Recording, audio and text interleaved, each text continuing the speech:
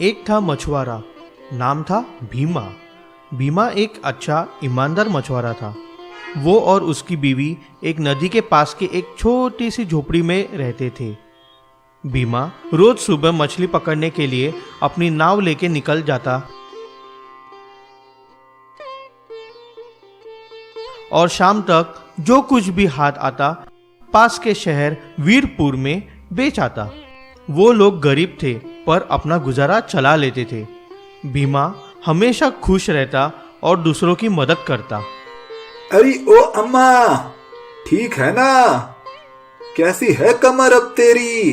भीमा, अरे बेटा ठीक है, पर तूने जो दवाई ला के दी थी वो खत्म हो गई है। जब तब दर्द होता ही रहता है। तू बोला क्यों नहीं?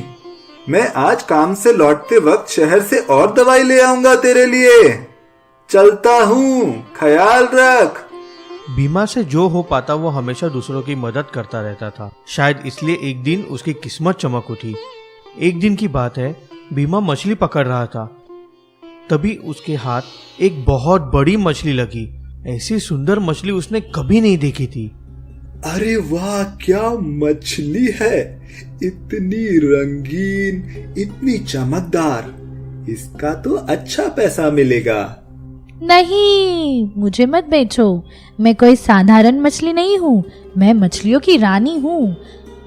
मैं तुमको पैसे दे दूंगी, मुझे छोड़ दो।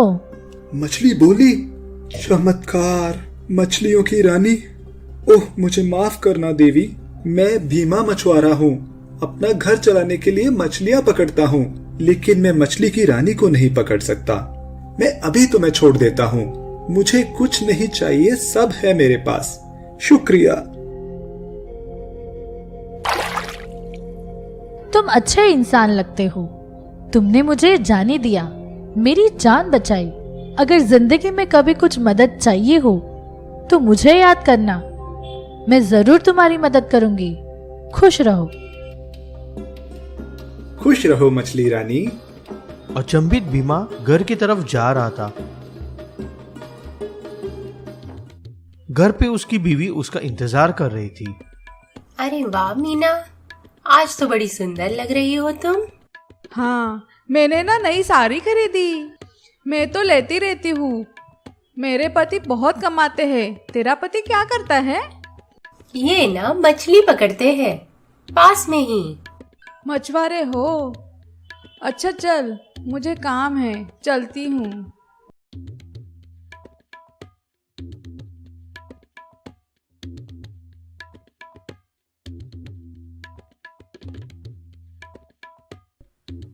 तभी भीमा घर पे पहुंचता है और अपनी बीवी को पूरा किस्सा सुनाता है। मधु, मैंने जब उस रानी मछली को जाने दिया तो जाते वक्त भी उसने मुझे बहुत अपनेपन से कहा कि जब भी कोई मदद की जरूरत हो बता देना। मत मारी गई है क्या? साक्षात लक्ष्मी तुम्हारे दरवाजे पर खड़ी थी और तुमने मना कर दिया। हे भगवान, जाने तुम्हें कब बुद्धि आएगी। पहले पता होता कि ऐसे दिन देखने पड़ेंगे तो कभी तुमसे शादी के लिए हाँ ना कहती। मेरी जिंदगी तो बस चूल्हा फूकने में ही गुजर जाएगी। बाकी दुनिया कहाँ से कहाँ पहुँच गई है। मेरा ही नसीब खोटा है। पर नहीं, अब और नहीं। अरे मधु, ऐसा मत कहो। मैं इतनी मेहनत करता तो हूँ। हम लोग खुश रह रहे हैं ना? खुश? ये खुशी है? घर देखा है हमारा? निकलो, निकलो बाहर, निकलो घर से अभी के अभी। जाओ और अभी उस मछली के पास जाके बोलो कि खूब सारा पैसा दे, बड़ा घर दे। आई समझ में बात? मधु की बात सुन भीमा को बहुत दुख हुआ और वो अपनी दुख में नदी की तरफ चलता रहा। वहां पहुंच के वो एक पत्थर पे बैठ गया। तभी वहां उसके पास जादुई मछली प्रकट हुई। अरे दयालु मछुआरे, तुमने मुझे याद किया। और तुम उतने उदास क्यों हो? मछली रानी, क्या बताऊं। मैं जब अपने घर गया, मैंने अपनी बीवी को बताया आपके बारे में, पर ये सब सुन के उसको बहुत दुख हुआ कि मैंने आपसे कुछ मांगा क्यों नहीं। हम लोग बहुत गरीब हैं और वो चाहती है कि उसकी टूटी हुई झोपड़ी की बजाय बड़ा सा घर हो। वो जिद कर रही है और मैं उसे समझा नहीं पा रहा। ओह, तो ये बात है, एक बड़ा सा घर। हाँ, क्यों नहीं, तुम घर जाओ, तुम्हारी बीवी को बड़ा सा घर मिल गया है। खुश रहो बीमा। ये सुन के बीमा को थोड़ा अचंभा हुआ, पर पूरा विश्वास नहीं। फिर वो उदास अपने घर की तरफ गया।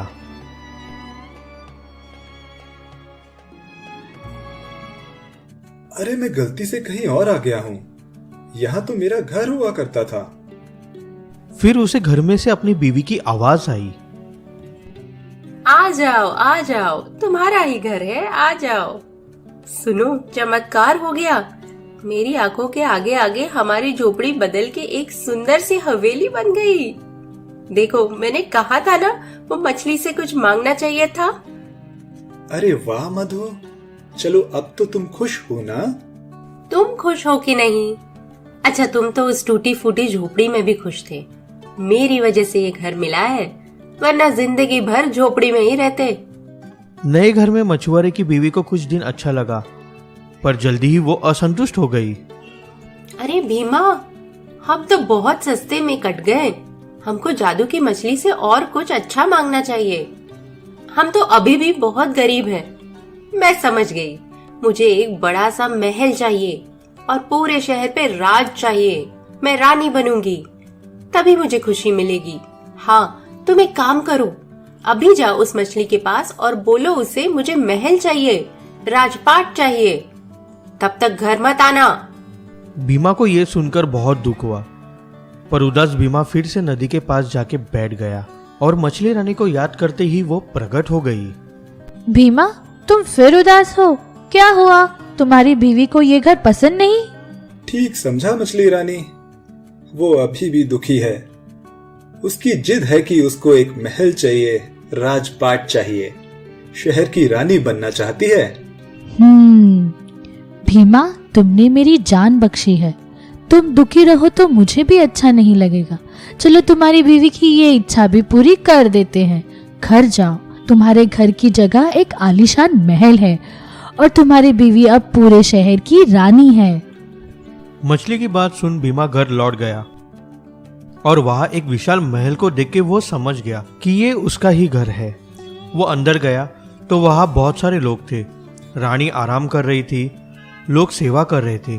बीमा को देख के रानी ने इशारा किया। आ गए तुम? देखा मेरा कमाल? ये है मेरा शानदार महल और इतने सारे नौकर चाकर दिन रात सेवा करते हैं। है ना कमाल की मछली? अब हमें कभी किसी चीज की कमी नहीं होगी। रानी कुछ दिन खुश रही, पर फिर एक रोज बीमा के पास आई। भीमा, आज हम बहुत गुस्से में हैं। हमारे पड़ोस के शहर के राजा हमसे ज्यादा ताकतवर है। उसके पास हमसे बड़ी सेना है और ये हम नहीं देख सकते।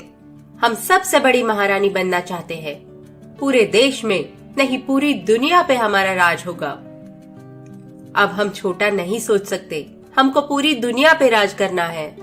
सबसे बड़ा महल चाहिए, सबसे ज्यादा धन, सबसे बड़ी और ताकतवर सेना चाहिए। सब लोग हमारे नीचे होंगे। इससे कम हमारी शान के खिलाफ है। रानी मधुमती पूरी दुनिया पे राज करेगी। जाओ, अभी जाओ और उस मछली को हुक्म करो कि वो हमको ये सब दे। ऐसा कहकर मधु ने, मतलब रानी मधुमती ने, भीमा को महल से बाहर जाने का आदेश दिया। भीमा हर बार की तरह अपना उदास चेहरा लेके नदी पे बैठ गया। मछली को याद करते ही मछली रानी प्रकट हुई। अरे भीमा, 4 दिन में फिर वापस, फिर उदास? कहो क्या बात है? तंग आ गया हूँ मछली रानी। मेरी बीवी को सब कुछ मिला, उसको फिर भी खुशी नहीं है। नौकरानी से महारानी हो गई है, पर शोहरत के साथ घमंड भी बढ़ गया है। मैं पहले कम परेशान था, अब शायद ज्यादा हूँ। मुझे ये सब शोहरत नहीं चाहिए। ठीक कहा भीमा, सच्ची खुशी चीजों में नहीं होती है। खुश रहने के लिए सिर्फ पैसा जरूरी नहीं है, खुशी अंदर से मिलती है। चलो, अब जैसा तुमने कहा मैं सब वापस ले लेती हूँ, पहले जैसा ही बना देती हूँ। अब तुम्हारी बीबी वापस अपने झोपड़े में ही है। चलो भीमा, कभी खुशी में भी याद कर लेना। धन्यवाद जादुई मछली। और फिर भीमा वापस अपने घर की तरफ चल पड़ा। वो घर अब फिर से वही टूटी झोपड़ी बन चुकी थी। भीमा अपनी बीवी को जाके बोला, अरे मधु, मछली नाराज हो गई।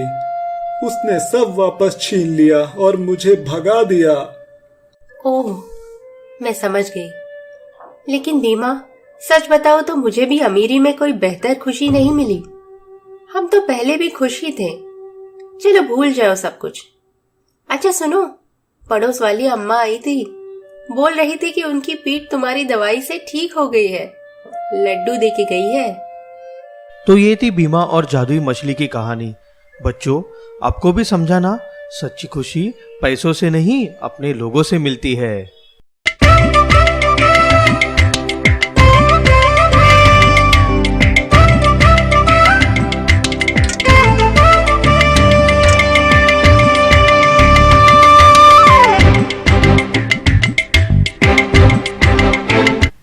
एक गांव में एक लकड़हारा था, गोविंद। गोविंद मेहनती था। वो रोज सुबह सुबह उठ के काम पे निकल जाता था। अरे पप्पू, उठो भाई, सुबह हो गई है। आज काम पे नहीं जाना क्या? जल्दी सुबह उठना धंधे और सेहत दोनों के लिए अच्छा होता है।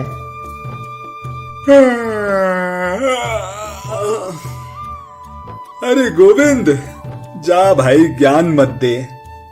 मैं 12 बजे उठूंगा और काम पे जाऊंगा। वो पेड़ कहाँ भागे जा रहे वैसे भी। ठीक है, मैं तो सुबह जाके बड़े ध्यान से सिर्फ अच्छी क्वालिटी का लकड़ा ही काटता हूँ। खैर, मैं चलता हूँ। पप्पू आलसी था। उसे मेहनत करना पसंद नहीं था, इसलिए वो गरीब था और हमेशा मुश्किल में रहता था। अरे, यहाँ तो सारे पेड़ पतले और कच्चे हैं। मुझे मोटा और मजबूत लकड़ा चाहिए। यमुना नदी के पास जाके देखता हूँ, वहां जरूर मिलेगा। अरे, ये पेड़ तो बहुत बढ़िया है, ठीक जैसा मुझे चाहिए। इसका लकड़ा तो महंगा बिकेगा। गोविंद उस पेड़ के ऊपर चढ़ के एक मोटी डंगाल को काटने लगा। काटते काटते अचानक उसके हाथ को कुछ लगा और उसकी कुल्हाड़ी छूट के यमुना नदी में गिर गई। हे भगवान, ये क्या हुआ? मेरी कुल्हाड़ी ही नदी में गिर गई। अब तो खाली हाथ ही घर वापस जाना पड़ेगा। बहुत नुकसान हो गया और सुबह सुबह से इतनी दूर आना भी व्यर्थ गया। हे यमुना मैया, मेरी मदद कर। गोविंद सर पकड़ के उदास नदी के किनारे बैठ जाता है। उसकी प्रार्थना सुन के तभी यमुना मैया प्रकट होती है। वत्स, तुमने मुझे याद किया? कहो, क्यों उदास हो तुम? माँ, मुझसे गलती से मेरी कुल्हाड़ी नदी में गिर गई। सुबह से मेहनत कर रहा हूँ, अब खाली हाथ ही घर जाना पड़ेगा। अच्छा, निराश ना हो, मैं तुम्हें तुम्हारी कुल्हाड़ी वापस दे सकती हूँ। तभी देवी ने एक कुल्हाड़ी प्रकट की, चमकदार सोने की कुल्हाड़ी। वत्स, ये रही तुम्हारी कुल्हाड़ी। गोविंद सोने की कुल्हाड़ी को देखकर अचंभित हो गया, पर वो धैर्य से बोला, नहीं माँ, ये मेरी कुल्हाड़ी नहीं है। देवी माँ ने एक और कुल्हाड़ी प्रकट की, इस बार चांदी की कुल्हाड़ी। तो ये लो, ये तुम्हारी कुल्हाड़ी होगी। ये तो बहुत अद्भुत कुल्हाड़ियाँ है माँ। मेरी कुल्हाड़ी तो सस्ती लोहे की कुल्हाड़ी थी, ये मेरी नहीं है। माँ ने एक बार फिर से कुल्हाड़ी निकाली, इस बार गोविंद की लोहे की कुल्हाड़ी, जिसे देखकर गोविंद ने फौरन पहचान लिया। हाँ माँ, हाँ, यही है मेरी कुल्हाड़ी। वत्स, तुम एक मेहनती इंसान हो और मैं तुम्हारी ईमानदारी देख के बहुत प्रसन्न हुई। लो, ये तीनों कुल्हाड़ी तुम रख लो। ये सब तुम्हारी है, खुश रहो। और हाँ, ये पेड़ मुझे बहुत प्रिय है, इसको मत काटना। लो, मैं तुम्हें ये लकड़ा देती हूँ, इसे भी ले जाओ। मैं धन्य हो गया माते, मैं कभी इस पेड़ को नुकसान नहीं पहुंचाऊंगा। चलता हूँ, प्रणाम। तीनों कुल्हाड़ी और लकड़ा लेके गोविंद घर लौट जाता है। जैसे ही वो पप्पू के घर के पास से गुजरता है, पप्पू उसे देख के चौंक जाता है। अरे ये क्या, गोविंद तो वापस भी आ गया। लकड़ी की कुल्हाड़ी लेके गया था, 3 कुल्हाड़ी लेके आया है, वो भी सोने चांदी सी चमकती कुल्हाड़ियां। और इतनी सारी लकड़ियां काट भी ली इसने। कुछ तो चक्कर जरूर है, पता लगाता हूँ। पप्पू गोविंद से जल भून जाता है। वो चुपचाप गोविंद का पीछा करते हुए उसके घर पहुंचा। गोविंद अंदर जाता है और अपनी बीवी को आवाज देता है। अरे ओ भाग्यवान, चमत्कार हो गया, सब छोड़ो और यहाँ आओ। आ रही हूँ। क्या हो गया? अरे वाह, इतनी चमकदार कुल्हाड़ियाँ, जैसे सोने चांदी से बनी हो। ये कहाँ से मिली तुमको? आज ना कमाली हो गया। यमुना नदी के किनारे एक मोटा वृक्ष है। मैं आज उसे काट रहा था, तभी मेरी कुल्हाड़ी गलती से यमुना में गिर गई। फिर वहां यमुना मैया प्रकट हुई और उन्होंने ही मुझे ये दी है। ये असली सोने चांदी की है। स्वयं यमुना मैया ने दर्शन दिए हमें। हे भगवान, हमारे तो भाग्य ही खुल गए। ये सोने की कुल्हाड़ी मैं बेच आऊंगा, बहुत धन मिलेगा। और इस चांदी की कुल्हाड़ी को मैं माँ का आशीर्वाद मान के हमेशा संभाल के रखूंगा। ये सारी बात पप्पू दूर से चुपचाप सुन रहा होता है। अच्छा तो ये बात है, मैं भी यही करूंगा। आज ही जाता हूँ यमुना के यहाँ पेड़ काटने। पप्पू यमुना नदी के पास जाके सभी पेड़ जांचता है। वो उस मोटे मजबूत पेड़ को फौरन पहचान लेता है, जो यमुना नदी के ऊपर होता है। यही पेड़ हो सकता है, बहुत विशाल है। चलो इस पेड़ पे चढ़ जाता हूँ इसको काटने के लिए। पेड़ विशाल था, पप्पू उस पे चढ़ भी नहीं पाता। फिर वो कुछ सोचकर ऐसे ही अपनी कुल्हाड़ी नदी में फेंक देता है और रोने लगता है। मेरी कुल्हाड़ी नदी में गिर गई। हे यमुना मैया, मुझे मेरी कुल्हाड़ी लौटा दे। यमुना माँ प्रकट होती है, लेकिन वो उसे देख के समझ जाती है कि वो बेईमान है। ये इंसान तो पेड़ पे चढ़ा भी नहीं था। इसके शरीर पे बिल्कुल पसीना नहीं है। ये जरूर कोई बदमाश है, इसको सबक सिखाना होगा। फिर देवी अपनी जादू से एक लोहे की कुल्हाड़ी निकालती है। लो बस, ये रही तुम्हारी कुल्हाड़ी। ये कुल्हाड़ी? अरे नहीं माँ, ये मेरी कुल्हाड़ी नहीं है। देवी माँ फिर अपनी जादू से दूसरी कुल्हाड़ी प्रकट करती है, इस बार चांदी की। ये? अरे नहीं नहीं, मेरी कुल्हाड़ी तो बहुत चमकदार थी, एकदम सोने जैसी। अच्छा, तो फिर ये तुम्हारी कुल्हाड़ी होगी। और माँ सोने की चमकदार कुल्हाड़ी प्रकट करती है। हाँ, ये वाली, ये कुल्हाड़ी है मेरी। लाओ, दे दो मुझे, या चाहो तो तीनों कुल्हाड़ी मुझे दे दो। तुम कपटी हो और मूर्ख भी। तुमने मुझसे झूठ बोला, अब इसकी सजा मिलेगी तुमको। ऐसा बोलकर देवी गायब हो गई। पप्पू की लोहे की कुल्हाड़ी भी चली गई। हाय, मेरी कुल्हाड़ी भी चली गई। मेरा तो नसीब ही खोटा है। उसको 3-3 कुल्हाड़ी और मुझे एक भी नहीं। बहुत नाइंसाफी है, बहुत नाइंसाफी है। पप्पू को खाली हाथ घर लौटना पड़ा। पता नहीं उसने अपना सबक सिखाया नहीं। पर बच्चों, इस कहानी से हमको ये सीख मिलती है कि मेहनती और ईमानदार इंसान को हमेशा फायदा होता है, बेईमान का हमेशा नुकसान ही होता है। बहुत पुराने समय की बात है। विजयनगर नाम का एक संपन्न राज्य था। वहाँ का राजा कृष्णदेव अपनी प्रजा का बहुत ख्याल रखता था। उसकी एक बेटी थी अवंती। राजा अपनी बेटी से बहुत प्यार करता था। पिताजी, मुझे सुनहरे बालों वाली गुड़िया चाहिए। मेरी प्यारी बच्ची, हाँ हाँ जरूर, मैं आज ही मंगवा देता हूँ। फिर एक बार राजा की बेटी यानी राजकुमारी अवंती को नींद नहीं आ रही थी। उसने राजा को अपने पास बुलाया।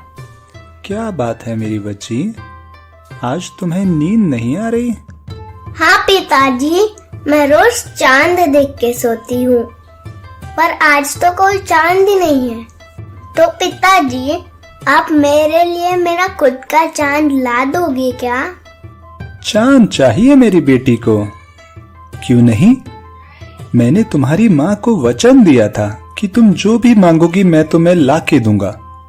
बस मुझे थोड़ा सा वक्त दो, मैं कल ही अपने मंत्रियों को बोलता हूँ चांद लाने के लिए।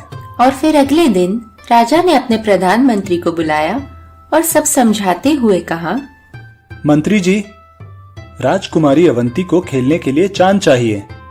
आप जल्दी से जल्दी इसका प्रबंध करा दीजिए। क्या महाराज, चांद चाहिए? चांद कोई खिलौना नहीं है। आप दुनिया में कोई भी वस्तु मंगा लीजिए तो मैं मंगा सकता हूँ, पर चांद तो कोई वस्तु नहीं है। मुझे माफ कर दीजिए। आपसे नहीं होगा? ठीक है, एक काम कीजिए, राजगुरु जी को भेजिए। उसके बाद राजगुरु को बुलाया गया। महाराज, आपको चांद चाहिए? महाराज, भला चांद को धरती पे कैसे लाया जा सकता है? वो यहाँ से लाखों मील दूर है और ये तो असंभव है। राजगुरु जी, आप तो विद्वान हैं। आप अगर ऐसा कहेंगे तो किसी और से क्या उम्मीद की जा सकती है? महाराज, मैं अपने ज्ञान से ही आपको बता रहा हूँ, चांद को पाने की ख्वाहिश व्यर्थ है। नहीं, हमने अपनी बच्ची को वचन दिया है और एक राजा का वचन जरूर पूर्ण होगा। मंत्री जी, आप राज्य में घोषणा करवा दीजिए कि जो कोई भी हमको चांद लाके देगा उसको इनाम दिया जाएगा। और मंत्री जी ने राज्य में घोषणा करवा दी। सुनो सुनो सुनो, सभी नगरवासी सुनो, राजा का आदेश सुनो। राजकुमारी अवंती को चांद चाहिए। जो भी व्यक्ति ये करने में सक्षम हुआ उसको राजा की तरफ से इनाम दिया जाएगा। सुनो सुनो सुनो। और सब जगह बस इसी बात की चर्चा होने लगी। लोग तरह तरह की बातें करने लगे। सुना कर लो, राजा की बेटी को चांद चाहिए। क्या कहा? चांद? क्यों नहीं, चांद तो हमारे गली में रोज दूध लेके आता है। क्या? कौन? अरे वो चंदू, उस गंजे के तो सिर पे ही चांद है। फिर अगले दिन राजा की सभा में कोई नहीं आया। राजा ये देख के उदास हो गया। ओह, लगता है हमारे राज्य में कोई भी काबिल इंसान नहीं है जो हमारी बिटिया के लिए चांद ला सके। तभी वहाँ सभा में एक बच्चा आया। महाराज की जय हो, मेरा नाम तेनाली है और मैं रानी बिटिया के लिए चांद ला सकता हूँ। अरे नन्हे बालक, जो काम बड़े बड़े लोग, हमारे मंत्री और राजगुरु भी करने में असमर्थ हैं, वो काम तुम इतने छोटे होके कर सकते हो? जी महाराज, आप मेरी उम्र पे ना जाइए, मैं चांद पकड़ने में माहिर हूँ। बस मेरे कुछ सवाल है। आप रानी बिटिया से पूछ लीजिए कि उन्हें कितना बड़ा चांद चाहिए। ठीक है, क्यों ना तुम स्वयं ही पूछ लो। वैसे भी हमारे पास और कोई चारा नहीं है। तुम्हारे सिवा और कोई भी नहीं आया जो चांद लाके दे सके। राजकुमारी, क्या आप बता सकती हैं कि आपको कितना बड़ा चांद चाहिए? चांद तो चांद जितना बड़ा ही चाहिए ना। अच्छा, और चांद कितना बड़ा है? बहुत आसान है। चांद मेरे अंगूठे के नाखून जितना बड़ा है, क्योंकि जब मैं उसे अंगूठे के पीछे से देखती हूँ तो वो मुझे दिखाई नहीं देता। ठीक है राजकुमारी, मैं जल्दी ही आपके लिए चांद का प्रबंध करता हूँ। और फिर तेनाली ने बाजार जाके एक दुकान में पूछा, अरे भैया, जरा एक पाव बताशे देना। तेनाली वहाँ से बताशे खरीदकर उनको खाता हुआ दरबार में वापस पहुँचा। महाराज, महाराज, काम हो गया। ये लीजिए, राजकुमारी के लिए चांद मिल गया। अरे, इतनी जल्दी? पर ये क्या? ये तो बताशे जैसा है। जी महाराज, यही चांद है। चांद गोल होता है, सफेद होता है और उस पे गड्ढे भी होते हैं। अच्छा, तो क्या मैं अवंती को ये दे दूं? जरूर महाराज जी, राजकुमारी इसे देख के बहुत खुश होगी। और राजकुमारी अपने चांद को देख के बहुत खुश हुई और खेलने लगी। खेलते खेलते रात हो गई और महाराज और तेनाली दोनों राजकुमारी से मिलने आए। तेनाली ने राजकुमारी से पूछा, अच्छा राजकुमारी अवंती, जरा ये तो बताओ कि जब चांद तुम्हारे हाथ में है तो वह आसमान से कैसे निकला? ऐसा कैसे हो गया? अरे बुद्धू, तुमको इतना भी नहीं समझता। देखो, अभी थोड़े दिन पहले मेरा एक दांत टूट गया था, पर फिर बाद में वैसा ही दांत दोबारा निकल आया। ठीक वैसे ही जब चांद मैंने ले लिया तो दूसरा चांद निकल आया। और ये सब सुन के राजा को तसल्ली हुई और वो हंस पड़े। चलो बच्चों, अब तुम खेलो। और तेनाली, तुम हमारे महल में खेलने के लिए जब भी मन करे आ सकते हो। धन्यवाद महाराज जी। और मेरा इनाम? अरे वो हम कैसे भूल सकते हैं। हाँ हाँ जरूर। एक बार की बात है, थार के रेगिस्तान में एक लोमड़ खो गया। वो बहुत देर से अपना रास्ता ढूंढ रहा था और उसे प्यास भी बहुत लगी थी। तभी उसे एक कुआं दिखाई दिया।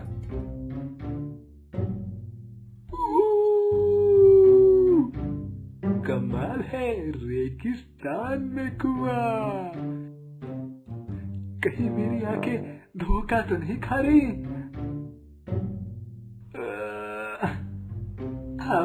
मैं पानी तक पहुंच ही नहीं पा रहा हूँ। और कुएं से पानी लेने के चक्कर में लोमड़ उसमें ही गिर गया।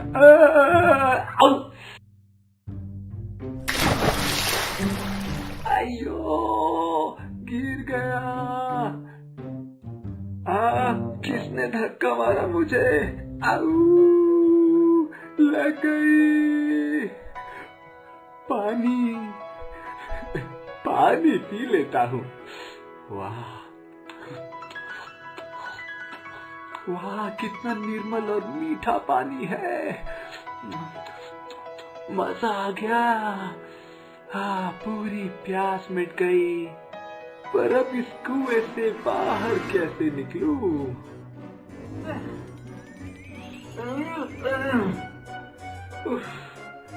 अगर थोड़ा सा और ऊपर जा पाऊं तो शायद पहुंच जाऊंगा, पर कैसे? हाय, थक गया।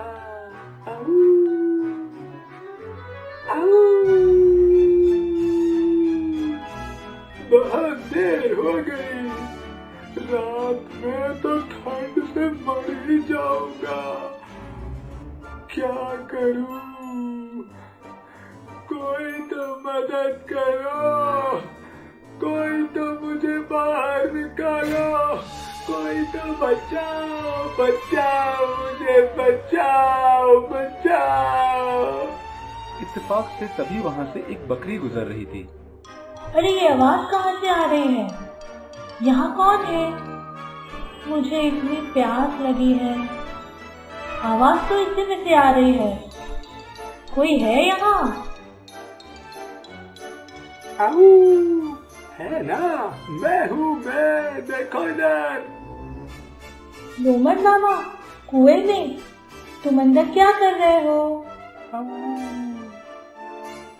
मैं इसको अगर बता दूंगा कि मैं अपने आप गिर गया था तो ये तो मेरा मजाक उड़ाएगी, जाने मदद भी करेगी कि नहीं। पर अगर आइडिया,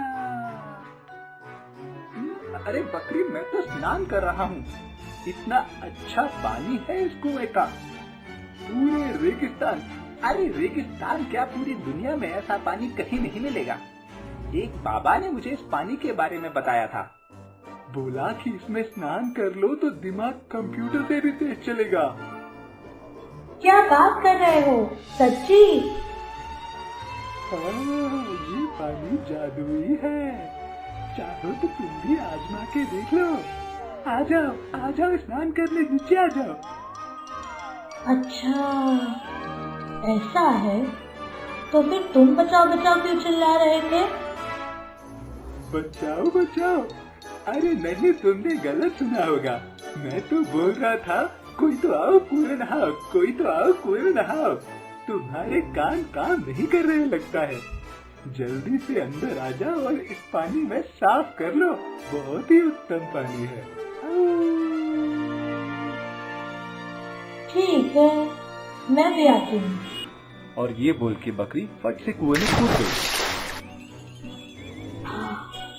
इतना शीतल ठंडा पानी है, मुझे भी बड़ी प्यास लगी थी, मजा आ गया, पेट भर गया। अब यहाँ से निकलूं कैसे? हाँ, तो उसके लिए दिमाग लगाना पड़ता है। मेरा दिमाग तो स्नान करके चलने लगा है, मेरे पास आइडिया है ना। अच्छा, मैं भी ट्राई करती हूँ। अरे मेरा दिमाग तो नहीं चल रहा है अभी भी। अच्छा तुम ही बताओ, कैसे निकले बाहर? देखो, तुम बस यहाँ खड़े हो जाओ, इस कुएं की दीवार के बाजू में, ठीक यहाँ। मैं तुम्हारे ऊपर चढ़ जाऊंगा और फिर कोशिश करूंगा। मुझे विश्वास है ऊपर पहुंच सकता हूँ। अच्छा ठीक है, लो खड़ी हो जाओ। ओके, संभल के, मैं चढ़ रहा हूँ, गिरा मत देना।